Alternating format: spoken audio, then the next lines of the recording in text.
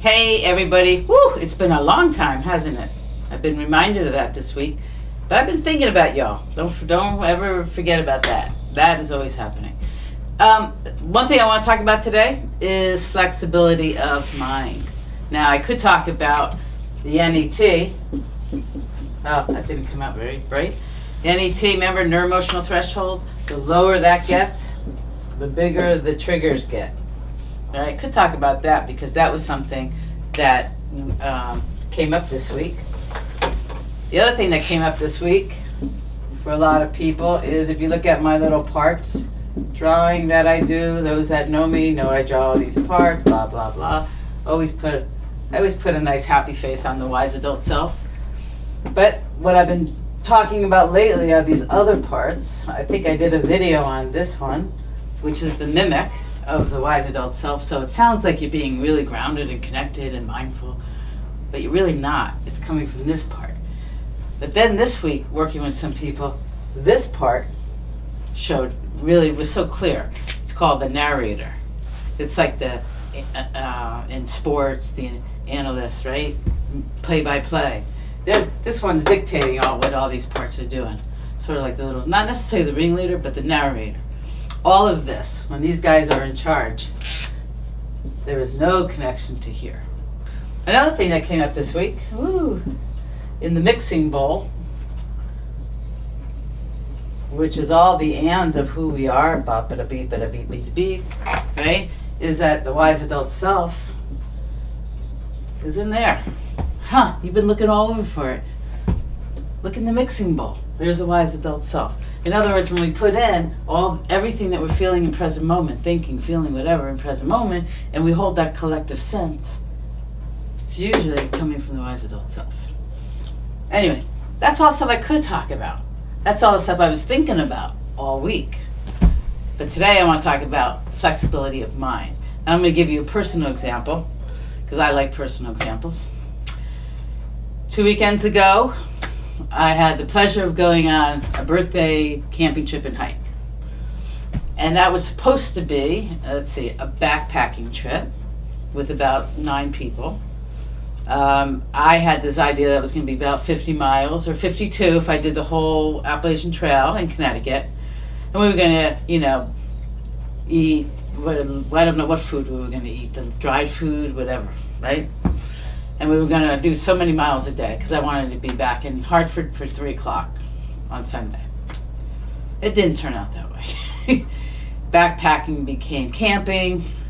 The campsite wasn't where I wanted it. The 2 sites I thought were going to be together next to each other this way, were together this way. The hiking guide didn't come, so now I don't have a hiking guide. Let's see what else. I wanted 3 days on the Appalachian Trail. I didn't get 3 days on the Appalachian Trail. Now I could say, it sucked. The whole thing sucked. I was supposed to be backpacking. I shoulda, woulda. I wouldn't have had a great time. I can tell you this was one of the highlights of my life. This was one of the best trips, best things I've ever done in my life, because I let go of what I thought it should be, what it could be. I wasn't attached to any outcome. Everything that was a non-negotiable when I first started came down to, I had one non-negotiable, but if push came to shove, I probably would have negotiated it, and that's I wanted one day out of 3 on the Appalachian Trail.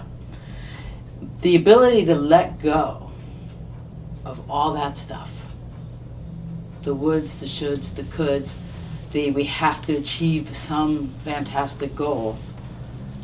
The ability to let go of that allowed me just to be 100% in the moment, every moment.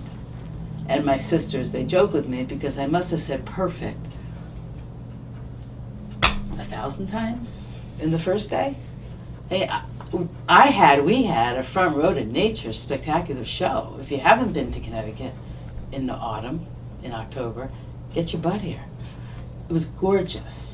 The water, the lights, the conversations, the mix of the 7 people, the crunch of the leaves. We walked through this one place where the leaves just were falling, and my nephew captured it beautifully. The ability to stay so connected to all the senses in present moment, the emotion, what my body was doing. Instead of 52 miles, we did 20 miles, right? Wonderful. Every step of those 20 miles was beautiful, connected. I encourage you to let go of the way you think things are supposed to be. And trust me, we all kind of do that. It's the habit of mind, right? If I go home tonight and I think that this is the way the evening should go, there's a very good chance, especially because I haven't talked to anybody yet, that that's the way the evening is going to go. The more we're willing to let go and just be in the moment, be in relationship with ourselves, be in relationship with others, the more we can let go of what that thing is we think we're supposed to do or achieve, or the way things are supposed to go, it is such a path to peace. It's not even really a path to peace, it is peace, right? Everything was amazingly peaceful on this trip. There was no drama, no crisis, no anything. There was no, I thought we were going to do this.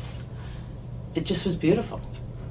And I want for you to feel that peace, that joy, that excitement. Because I guarantee you, the possibility of it is here in present moment. Right here. So find your path, find your peace, find your flexibility in mind. I look forward to seeing you real soon. Bye-bye.